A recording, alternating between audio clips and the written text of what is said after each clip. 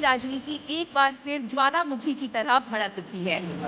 राज्य में विवाद की एक नई लहर तब आई जब अमरा बंगाली ने मुख्यमंत्री डॉक्टर माणिक साहा की हालिया टिप्पणी का बचाव किया, जिसमें उन्होंने कहा था कि रियांग, चकमा, मोग, त्रिपुरी और अन्य आदिवासी समुदाय मूल रूप से बांग्लादेश के चटगांव क्षेत्र से आए थे। कल आयोजित एक प्रेस कॉन्फ्रेंस में अमरा बंगाली के प्रमुख रुद्र गौरांग पाल ने बेबाकी से कहा कि मुख्यमंत्री की टिप्पणी बिल्कुल सही है और आगे यह दावा करते हुए कि माणिक्य राजवंश से पहले बंगालियों ने ही त्रिपुरा साम्राज्य पर शासन किया था।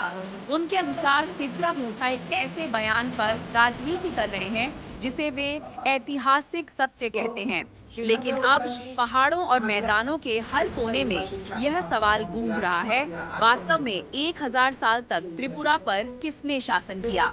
क्या अमरा बंगाली के पूर्वजों या शाही माणिक्य राजवंश ने त्रिपुरा की भूमि, संस्कृति और मुकुट को आकार दिया?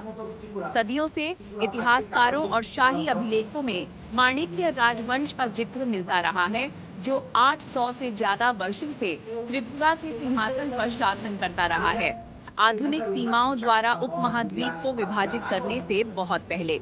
फिर भी आज एक नया आख्यान उस इतिहास और मूल निवासी तिप्रासा लोगों की पहचान पर ही सवाल उठाता है। अमरा बंगाली की टिप्पणी ने त्रिपुरा के मूल निवासी समुदायों में आक्रोश और अविश्वास पैदा कर दिया है। आवाजें उठ रही हैं, जवाब मांगते हुए, क्या हम अपनी ही मातृभूमि में बाहरी हैं? हम इस धरती के बेटे हैं, प्रवासी नहीं।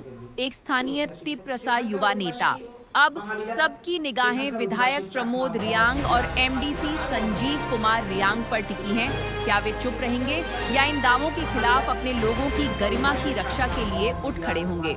चूंकि त्रिपुरा इतिहास और पहचान के दौराहे पर खड़ा है, यह बहस सिर्फ राजनीति की नहीं है, यह सच्चाई, विरासत और अस्तित्व की है। माणिक्यों के राज सिंहासन से लेकर पहाड़ियों की आवाज तक एक सवाल एक बार फिर धरती को झकझोर रहा है। त्रिपुरा के सच्चे बेटे और बेटियां कौन हैं?